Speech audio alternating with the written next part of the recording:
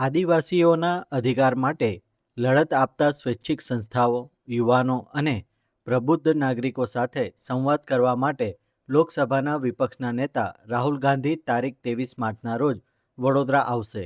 આ અંગેના કાર્યક્રમની માહિતી આપવા માટે પત્રકાર પરિષદ યોજાઈ હતી, જેને કોંગ્રેસના પ્રદેશ અધ્યક્ષ અમિત ચાવડા, વિધાનસભાના વિપક્ષના નેતા તુષાર ચૌધરી, એઆઈસીસીના એસટી વિભાગના વિક્રમ ભુરિયા દ્વારા સંબોધવામાં આવી હતી.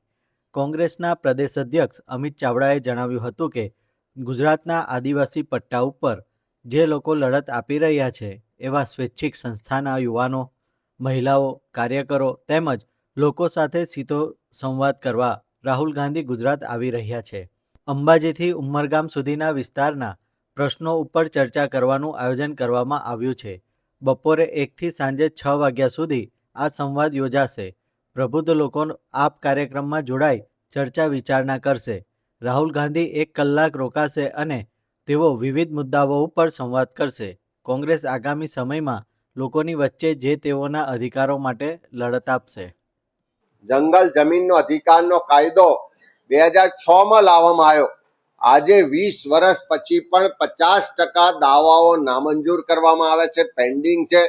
તો એવા કિસ્સામાં ગુજરાતના આદિવાસી સમાજના જે પ્રશ્નો છે, જે સમસ્યાઓ છે, જે તકલીફ છે, પીડા છે, એના મુદ્દાઓ પર ચર્ચા કરવા માટે આદિવાસી કોંગ્રેસ દ્વારા એક સંવાદનું આયોજન રાખવામાં આવ્યું છે.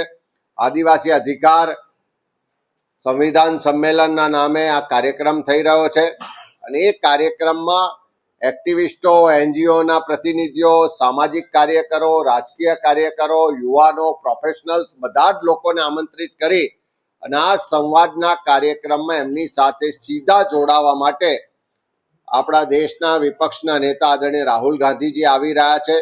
23 તારીખે બપોરે 4 વાગે વડોદરા ખાતે રાહુલજીનું આગમન થશે. આ બધા જ આદિવાસી સમાજના લોકો સાથે વિસ્તૃત રીતે જે આખો દિવસ ચર્ચા થવાની છે, એ ચર્ચાના અંતે જે એમાંથી સાર નીકળશે, જે મુદ્દા નીકળશે, એના પર રાહુલજી પણ એમની સાથે વાત કરશે અને માર્ગદર્શન પણ આપશે. અને આવનારા સમયમાં ગુજરાતમાં આદિવાસી સમાજના હક અધિકારની લડાઈને કોંગ્રેસ પાર્ટી મજબૂતાઈથી લડશે. એના માટે આદિવાસી અધિકાર સંવિધાન સંમેલનનું આયોજન કરવામાં આવ્યું છે.